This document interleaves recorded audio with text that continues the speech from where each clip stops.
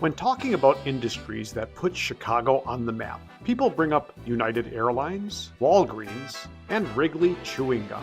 You know, white-collar companies with general appeal. What people don't want to bring up are companies that came from the Union Stockyards, like kids love to But meatpacking companies were equally as important. They were responsible for Carl Sandburg's nickname for Chicago, the hog butcher for the world. They even got a line in Frank Sinatra's My Kind of Town. The Union Stockyards, Chicago is. And if it wasn't for the Union Stockyards, Chicago's professional basketball team might have been named in honor of another industry, like, I don't know, the Chicago Chewing Gums?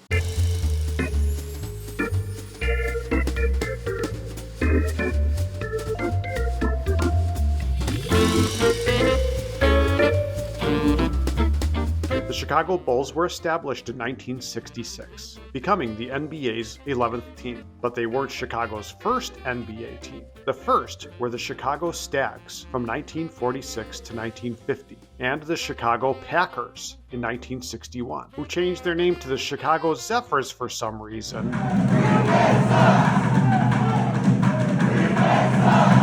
In 1962, who moved to Baltimore in 1964 and called themselves the Bullets, then moved to the Washington, D.C. area in 1974 and became the Capitol Bullets, and became the Washington Bullets the next season, and became the Washington Wizards in 1997, probably to downplay all the bullets flying in Washington, D.C.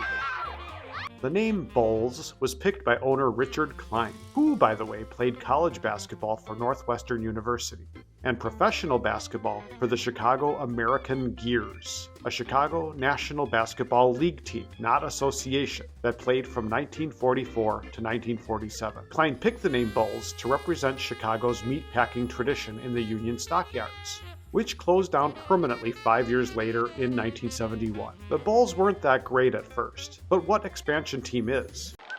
He's spinning the ball on his finger! Just take it! Take the ball! It wasn't until 1984 when the team started getting really interesting, when a guy from the University of North Carolina who majored in geography joined the team.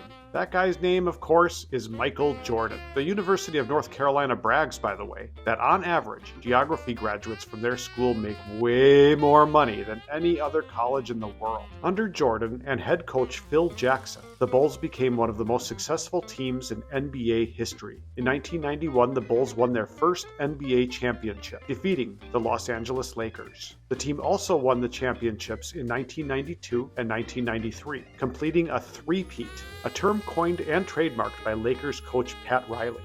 Jordan retired in 1993 after the tragic murder of his father and pursued a career in professional baseball.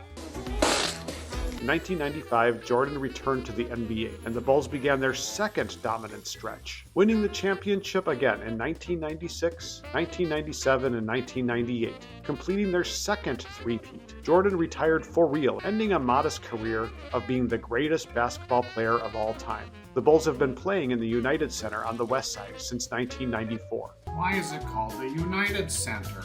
Because United Airlines, which is headquartered in Chicago, sponsors it. I never thought of that.